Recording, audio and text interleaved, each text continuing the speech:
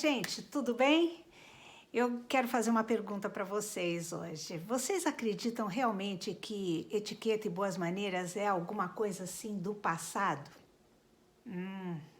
Eu vou mostrar para vocês que não. Imagine uma situação como essa.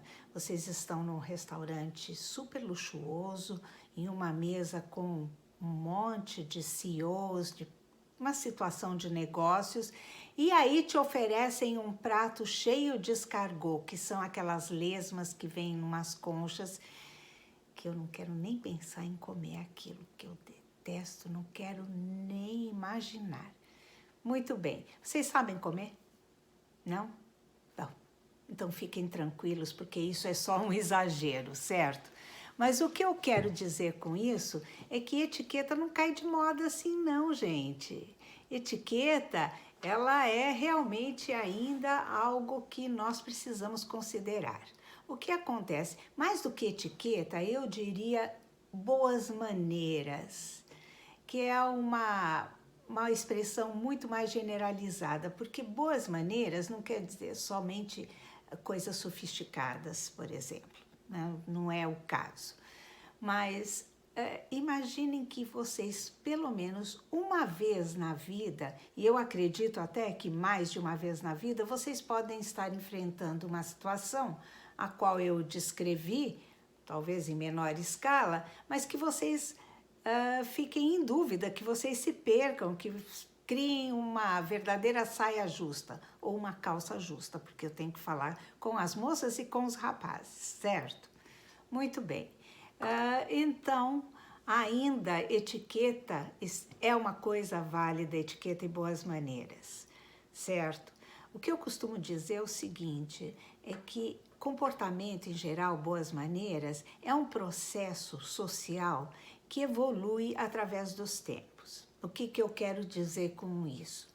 É que muitas coisas que não eram permitidas antigamente, hoje em dia são totalmente aceitas e muitas outras maneiras de se fazer a mesma coisa por causa da evolução, principalmente da evolução tecnológica, nós temos a oportunidade de fazer. Querem ver um exemplo? Esse é clássico. A distribuição de convites quando a gente vai casar. Antigamente, quando eu casei, por exemplo, era inadmissível não entregar um convite pessoalmente para ao convidado. Então, toca fazer aquelas visitas, aquelas inúmeras visitas para todo mundo, rezando para a pessoa não estar em casa, mas que para a gente deixar um bilhetinho, olha, passamos aqui para deixar o convite. Geralmente isso não acontecia e a gente tinha que tomar toneladas de cafezinho, porque o convidado se sentia na obrigação de oferecer para a gente e assim por diante. Hoje em dia, isso não cabe mais. Nós podemos enviar pelo correio os convites, nós podemos enviar pelo mensageiro ou motoboy, como a gente tem em São Paulo, e ninguém vai reparar. Nós podemos até criar um convite virtual e distribuir por plataformas. Eu tenho algumas restrições em relação a isso, mas isso existe e é permitido e muita gente faz para facilitar.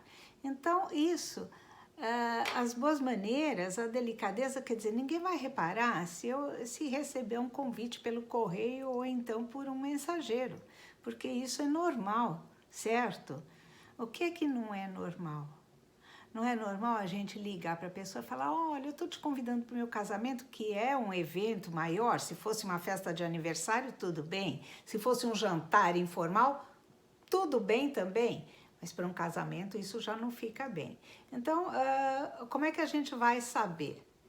Gente, existem tantos recursos hoje em dia, existem livros a respeito, existem aqui no YouTube alguns vídeos a respeito de boas maneiras, alguns não tão bons, alguns excelentes.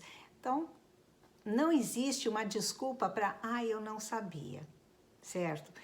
Eu, durante a década de 90 e agora a década de até 2010, 2015, porque depois eu fui embora do Brasil, morro de saudades de tudo, por isso que eu resolvi fazer esse canal para ter uma aproximação maior com vocês brasileiros de uma maneira geral. E eu cansei de ensinar muitos homens e mulheres que realmente focaram na carreira, evoluíram na carreira e simplesmente chegaram em situações que eles não sabiam como se comportar, como se apresentar, como se trajar e assim por diante. Por quê? Porque não tiveram essa oportunidade.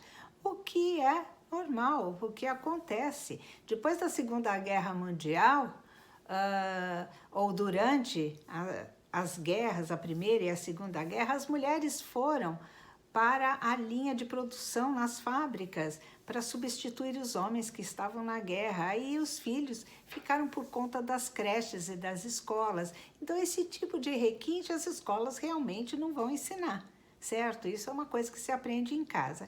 E as gerações foram passando e a coisa foi se perdendo até que uma hora alguém chega e fala, putz, eu preciso disso. Então recorre a um profissional, sem problema nenhum. Eu vou dar só uma dica para vocês, bem pequenininha, de quantos detalhes e de como é importante a gente conhecer boas maneiras. E quando eu digo boas maneiras, não é somente em ambientes sofisticados. Boas maneiras é aquela pessoa que sabe se adaptar do mais simples até o mais sofisticado. Tomar um cafezinho naquele copinho de bar numa casa bem humilde e se sentir bem, se sentir à vontade, ficar relaxado, até entrar em um restaurante ou em um hotel 5 estrelas e saborear um café expresso em uma xícara de porcelana chinesa.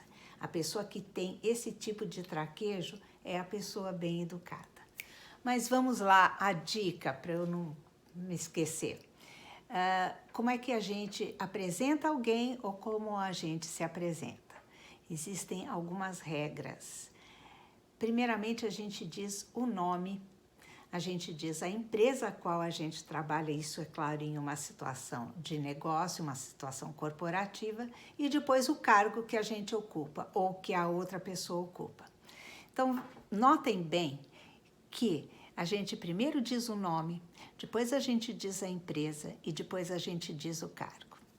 Por quê? Existe uma lógica para isso? Sim. Hoje em dia, etiqueta e boas maneiras sempre está baseado em alguma lógica, em algum porquê. Porque o nome da pessoa não vai mudar. A pessoa vai viver com esse nome para o resto da vida, certo? Então, a pessoa tem que ficar conhecida no seu meio social ou corporativo pelo nome. Então, o nome é o mais importante, vem em primeiro lugar. A empresa, você pode continuar trabalhando e pode mudar de cargo, ou você pode mudar de empresa e fatalmente ficar no mesmo cargo em outra empresa e assim por diante. Ou seja, o trabalho, o cargo podem ser mudados, agora o seu nome não pode ser mudado.